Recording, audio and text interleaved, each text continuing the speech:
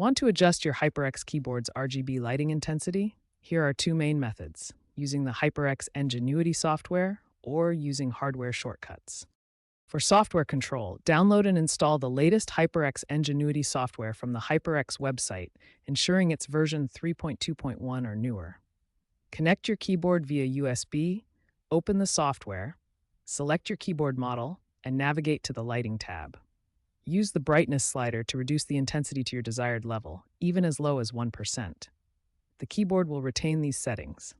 For hardware shortcuts, press Fn F5 to decrease brightness and Fn F6 to increase it.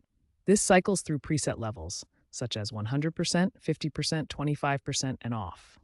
Using either of these methods allows you to reduce eye strain and also save power. For finer control, always use the HyperX NGENUITY software. The latest updates in 2025 feature enhanced brightness controls with a slider that lets you adjust RGB intensity down to 1%. This is great if the hardware shortcut presets aren't giving you the exact brightness you want.